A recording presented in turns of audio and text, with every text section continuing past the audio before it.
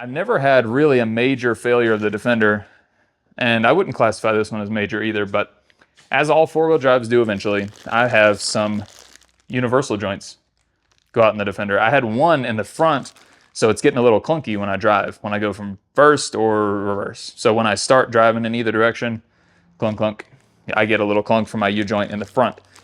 Now, I went around and pried on them. I'm actually under my vehicles a lot. I check on them pretty regularly. Around the same time. Seems like the very rear universal joint is also going bad. So cool. I bought all four. So we're going to replace all four U-joints in the Defender today. I'll show you what to look for. I'm not going to make many videos that are like instructional. I wouldn't consider this one instructional either, but maybe you'll pick something up along the way. If you don't know about U-joints already, I suspect that anybody watching my channel is probably pretty familiar with U-joints. But yeah, one of the few times something's gone wrong in the Defender. Usually this thing's picking up my slack for when a daily driver goes down or something like that. So cool, let's replace these U-joints and get my Defender back on the road so that we can take them to Utah. So you see these four, these are, I call them caps, I guess, but they are just caps on top of this little roller situation here. These have needle bearings inside the caps, and they got a lot of lube in there. You see this black rubber seal, that's to keep sort of dirt and mud and debris out of here and allow those needle bearings to roll smoothly without anything getting in the way. So you don't want any debris in there because it'll sort of stop the smooth rolling of these bearings. Same on all four of these. Some of these come where you can add grease to them, so they'll have a little Zerk fitting. You can pump grease in and it'll sort of distribute it to these. I think there's 1,000 different types of these. You can grease some of them from the end right here, or some of them are just sealed like this. So this is your universal joint. Your drive shaft is the shaft that spins, comes out of, say, your transmission, or in our case, being four-wheel drivers, transfer case, and it holds on to two of these. So it holds on to two of these, and then the other two hold on to a flange that is connected to your differential. So let's say that you're a four-wheel driver like me. How do you know that your U-joint needs to be checked or that it may be going bad? Well, there's a couple of noises you might want to listen for while you're driving around. If you hear a squeaking noise that corresponds to the speed of your wheels turning, squeak, squeak, squeak, squeak, squeak, squeak, squeak, squeak, that was actually me, not a real vehicle. If you hear that squeaking noise, which you may not, you may need to roll your window down to even hear that in the first place and get tipped off that your U-joint might be going bad. So that one's not quite, for me, with the vehicles that I drive, I don't think I would ever be able to hear that. These are diesels, they're loud and rattly. I don't know that I would ever hear a squeaking U-joint from inside. But what happened with me in the Defender was a clunking noise from underneath. So sort of a clunking noise whenever you move forward or backward from a stop. So first gear, start moving, clunk, and then stop, reverse, clunk. That is a pretty good sign that you got a bad U-joint. This Defender is also full-time four-wheel drive, so that means that the front drive shaft is being used. It's being power applied to the front axle all the time, even on the street. So I could feel also underneath my floorboard, I could feel that clunk, and I knew that it was one of my front U-joints based on that. So you may feel a clunk, you may hear a clunk, you may hear the squeak that corresponds with your wheel speed. Any of those should tip you off that you should check your U-joints. And now let's actually put our hands and tools on this U-joint and we'll test it in person to see if it's actually bad and what you're looking for. We're here at the rear drive shaft of the vehicle. This is the rear drive shaft. This is the rear differential. So we're looking at our rear axle right here, and the drive shaft connects to the rear axle using this universal joint. So the universal joint is right in there. This is one of the caps of the universal joint, and it holds on to this side, the rear drive shaft, on these two connections. So on the back side here where my fingers are, there's a cap just like this. You can see these are the two connection points for the rear drive shaft. There's this sort of flange here that is bolted to the rear differential. The U-joint holds on to this rear flange right here at these two connection points. So you can imagine it looks like a plus sign like I showed you on the workbench. Two connections to the drive shaft here, connections to the rear differential right here. Now it needs to hold on to both of these sets of connections really tightly so that it doesn't disconnect the rear drive shaft from the rear differential as you go down the road. So what you're looking for is anything damaged, and you want to make sure that it's tight. So let's take a look at it. Taking a look at it right off the bat, look at that. We have some damage right here. So this little thing, I believe, looks to me like the thing that keeps debris and dirt out of those needle bearings that I showed you. And if you look closely, you'll see a little chunk out of the metal right here. Not sure what could have done that. It looks like a beaver chewed on my U-joint. Huh. Now, we found some pretty obvious damage on mine, but I don't think that's going to be the case most of the time. I bet most people checking their U-joints are not going to find pieces hanging off like this. They're going to want to know if their drive shaft is good by doing some sort of test. So how do you do that? Well, it's pretty simple, really. You're going to take your drive shaft and kind of shake it. You're just going to shake it to see if it moves at all.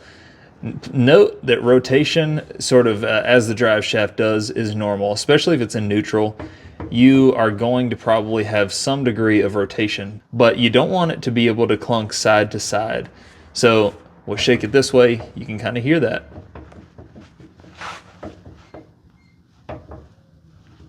So interesting, it doesn't move this way, but it does clunk going this way. See that movement? So really, it is important to know also that you can shake this, it may clunk, it may not. If it doesn't clunk, don't assume that it's good right away.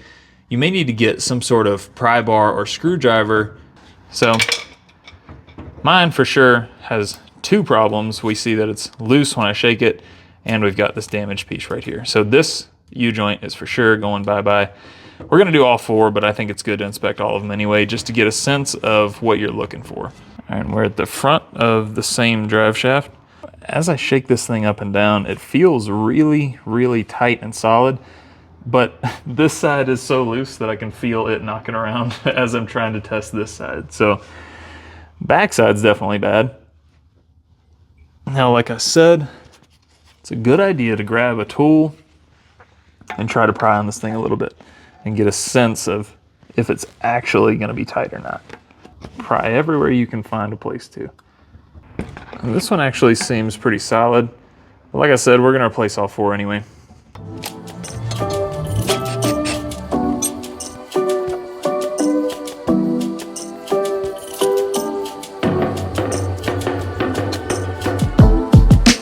Remember the damage to the universal joint on the other side? That piece that was kind of hanging off, and it's supposed to block the dirt and debris from getting inside the universal joint? Well, that's where the needle bearings go, and look at this. I swear I'm not staging this.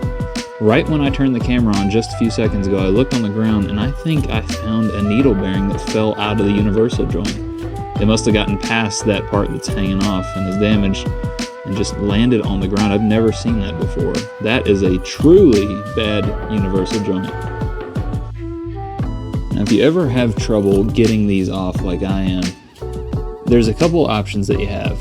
I think my first thing that I'm going to try is to jack up the rear axle of the vehicle, spin the wheels, and let the drive shaft rotate downwards so that these are on the bottom. That gives us the most access and might even let me put my impact on them.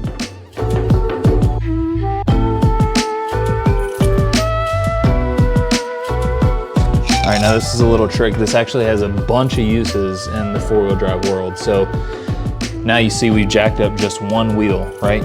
So we need the drive shaft to spin so that our bolts turn to the bottom. I've got it in neutral. If I lift the one wheel up and I rotate the wheel, boom.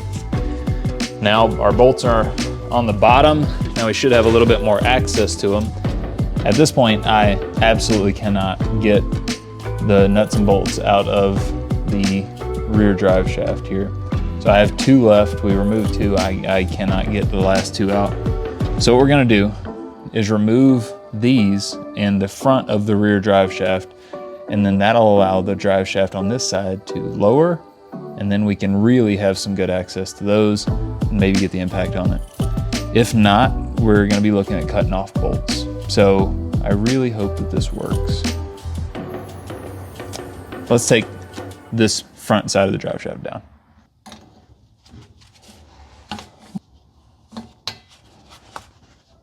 Oh, that definitely didn't work.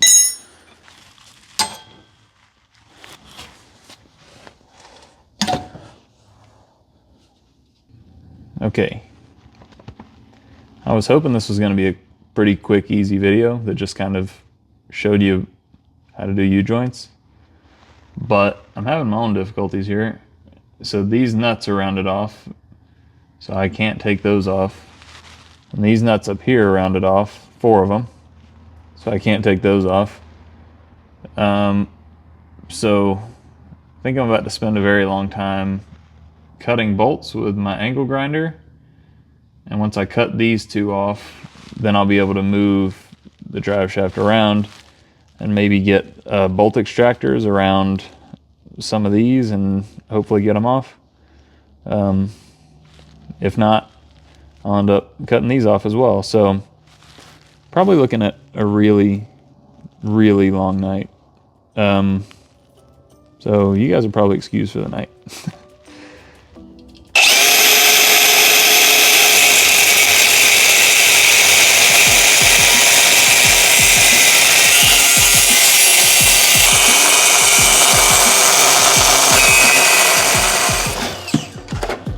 All right, one thing to think about anytime you do this type of thing is what is restraining your vehicle from rolling over you. And I'm not being facetious. It's a serious thing to think about. So with my vehicle, it is an all-wheel drive, you could call it. So when I disconnect this, the rear wheels are out of play. But with mine, this drive shaft is also connected to the parking brake. So it's a little different than, say, my Land Cruiser. It has a cable that runs to the back axle and then to each of the rear wheels to set the parking brake. This parking brake is in front of this axle, meaning when I disconnect this, not only will the rear wheels not be engaged in first gear or whatever gear, the e-brake also won't have any effect. So when I take this down, I need to make sure that my vehicle's in first gear and that the front axle is going to be able to hold. Ensure that you got wheel chocks. You want to chock your wheels before you go doing this. So let's take this drive shaft down safely.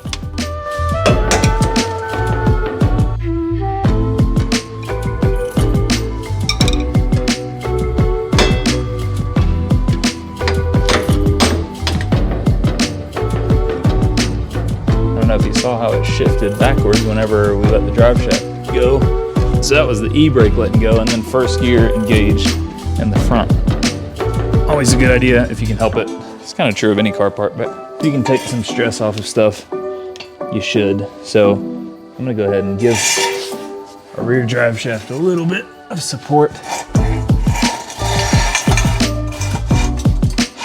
Right there.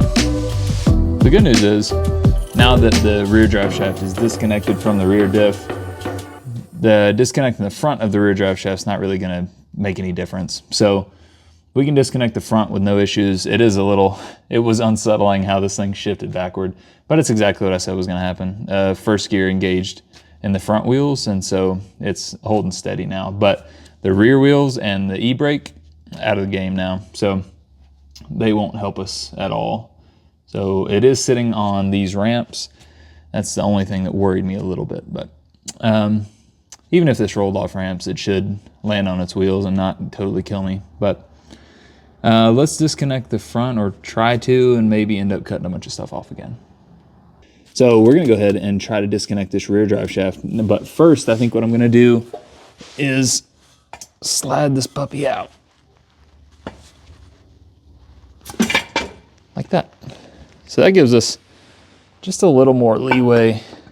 It'll make it a little easier to work on this thing. So like you just saw, and if you didn't know, this is part of the drive shaft. Usually drive shafts can, on many vehicles, they can sort of slide apart 2 pieces. So the universal's still left on there. This gives us a lot of room so that we can move this around and get to those nuts straight on with our impact. That's our best shot, I think, at getting these off. So let's go ahead and try that.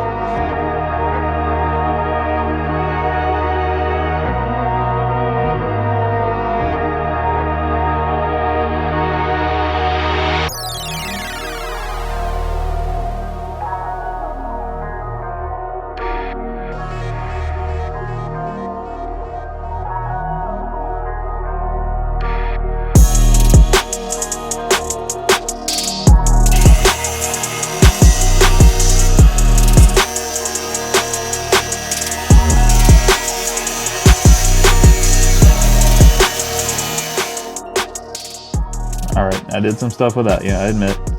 I had to cut off all 4 of these nuts. So these threads come from the drum of the e-brake. So this is the emergency brake drum right here. The threads come out of this, and I cut those off without thinking about it because I cut the rear of the rear drive shaft bolts, knowing that there was a bolt head on one side and a nut on the other. I forgot that these go into this drum. So, brain fart. But now I have to open this up and put these threads back in there. So I have to get new studs for this thing so that we can secure the yoke once we replace the universal joint. I'll have to open this up, put new studs in here, close it back up, then we'll be able to attach everything like it was. So I hope this doesn't become the endless Defender project, because it sure is rolling that way. But I also took a little gash out of this flange right here. I think I'm gonna fill that with weld and grind it down, honestly. But anyway, let's go do the universal joint. That's what we're here for. We'll worry about the rest of this later. So this is our old universal joint in the front of the drive shaft. So the shaft that goes into our transfer case, really into the e-brake drum and then into the transfer case. So we need to take out these retainer clips. So we need to squeeze these, take these out, and then we'll be able to use our hydraulic press to push these out. Really, you don't need a hydraulic press per se, but I do have one, so we're gonna use it. Let's take these clips out. Retaining clips actually are really, typically they're made easier using something called snap ring pliers. I don't have snap ring pliers. I'm gonna have to get creative here. I do have a pick that I might be able to use. Let's see. So with a retaining ring like this, you just need to pull it in toward, the ends in toward each other. And then, ow, I stabbed myself. I actually poked myself pretty good right there. There's a substance that I'm not allowed to show on YouTube that came out. So anyway, don't do that.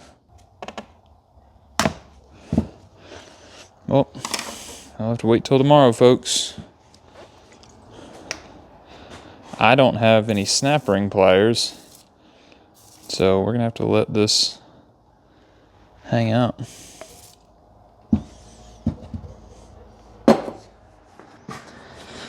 We have a problem. So this retaining screw for the brake drum, hopefully you can see this picture here. The brake drum, this big bowl looking thing, there's a little screw on it, and that screw requires a Phillips head to take it off, and it's very, very rounded out. I just went to town to my local Ace Hardware and got a couple of screwdrivers. This is a number 4, just a normal Craftsman. I'm very confident this is not gonna work. It's giant, and that's what I was looking for. It's a number 4, so it's a big boy, but I suspect that I'm not gonna be able to take it off by hand. This is the biggest Milwaukee I could find. Not that I required a Milwaukee, but I've never tried these before, but it's like their max grip screwdrivers. I have no clue if it works. Feel free to laugh at me if it doesn't, but it has sort of a file texture on it. So it's supposed to get a little bit of grip with that sort of file texture. Issue being that this is only a number 3, so big-ish screwdriver, but what would have been ideal is to have a Milwaukee number 4 with the sort of file grip on it. If I'm being honest, I don't think this is gonna work. But we're gonna give it a shot, and if not, I do have some pretty creative, possibly stupid ideas. Let's give this a shot and see if we can spin if we can get any traction with this, see if we can loosen it up at all. Let's go try it. If this doesn't work, if we cannot figure out, if we can't get this to work, or if we can't get my next crazy idea to work, we're probably looking at drilling it out, which is kind of scary given that we're drilling into the e-brake drum, and it's gonna be very hard laying on my back under the Defender, drilling up and to the side. It's gonna be very difficult to drill straight through and not mess up threads. Then we're looking at maybe tapping new threads. I don't know. Let's crawl up under and pray that this works. here goes, you know.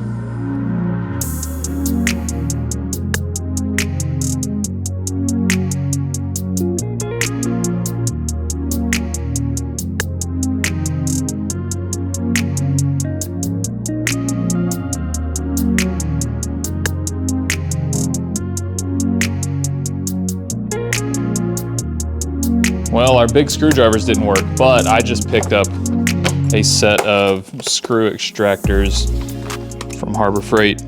I've never used these before. Hopefully there's something to it because I need this to work. If not, then I actually have to drill that screw out and then tap new threads, which I don't want to do. So let's slide up under there and see if this screw extractor set from Harbor Freight is actually going to work for us.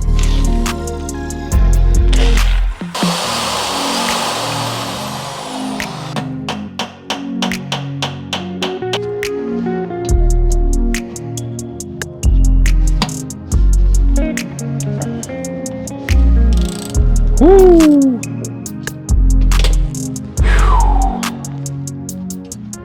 Wow, what little miracle tools.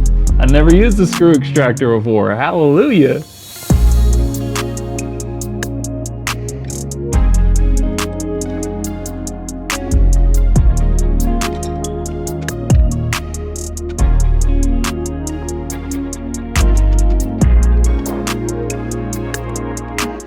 There appears to be a little lip behind this that won't let these come out, so that would mean that this giant nut has to come off.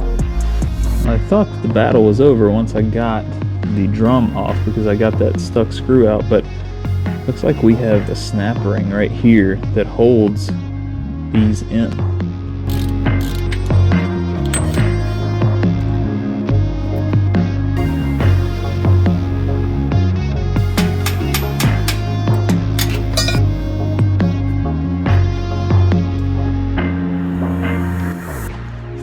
I want you to keep in mind that this all started with a clunking noise that was supposed to be one universal joint, turned into two, and then turned into a drive shaft, and then turned into an e-brake drum, and then turned into a stuck screw in the e-brake drum, and then turned into a snap ring, and then turned into removing the pinion, I guess you'd call it, on the transfer case side. And here we are, and we haven't touched the front U-joints yet. The reason this hardware wouldn't come out without doing the pinion on the transfer case side is because it ran into a different lip. But look at that, we got another one that it runs into. Fantastic. So now I gotta figure out how to get this apart.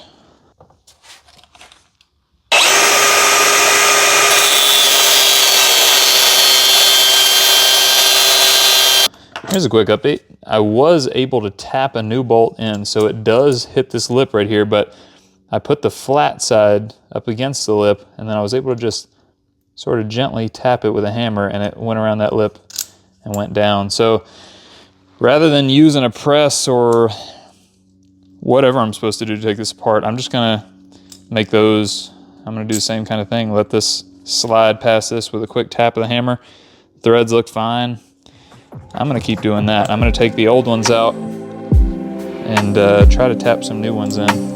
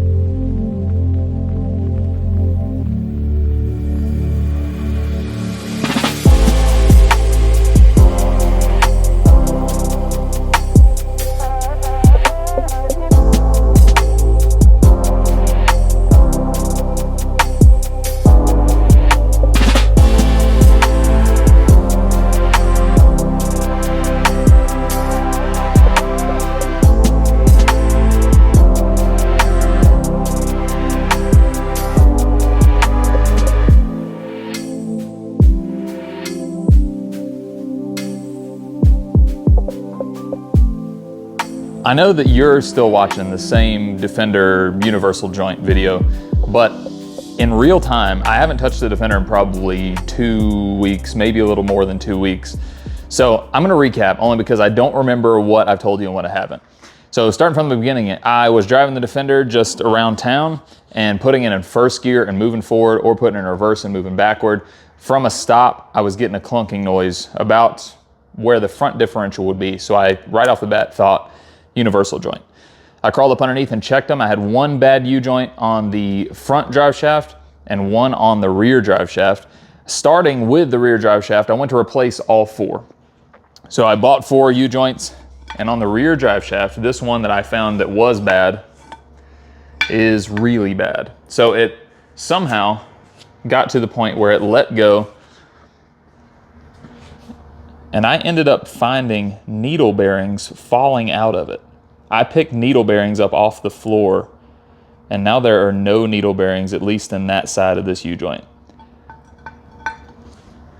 So obviously that's horrible, but in addition, the actual metal on that side of the drive shaft side, not U-joint side, had been carved away, and that allowed those needle bearings to fall out. So rear drive shaft is cactus, that thing's done. So I bought a new drive shaft from Rover North, and that's out of Wales. So I had to wait for this to come in from the UK, and now we have a brand new drive shaft with the U-joints already in it. So that saves us some work, and we will get to hang on to 2 U-joints. And I know that doesn't sound like a positive, but I actually like having a stockpile of parts, so holding on to 2 more U-joints is a plus. If I ever go on any more adventures where we're kind of on our own way out in the middle of nowhere in the Defender, now I have 2 spare U-joints to bring with me.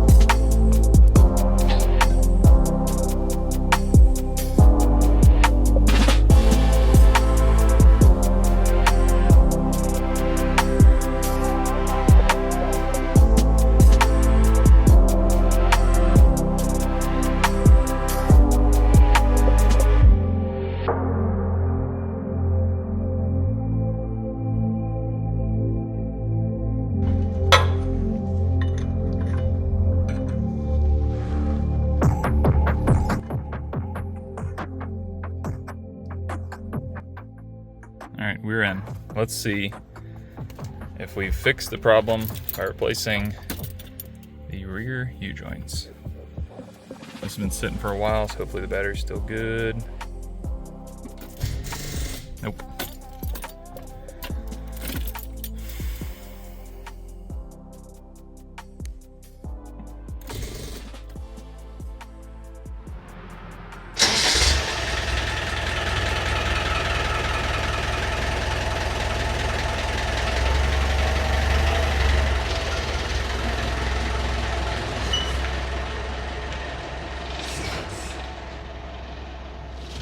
Okay, now let's drive the Defender, see if we hear any thumping noises.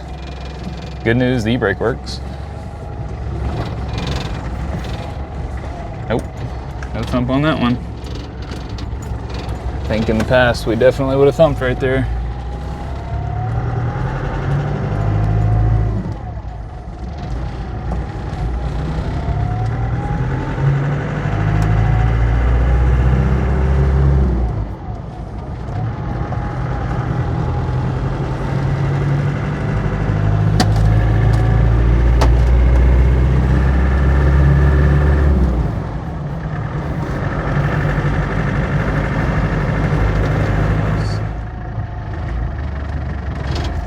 Yep.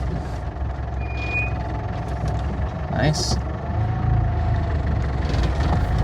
No doubt about it, it was the universal joint on the rear drive shaft that was the issue.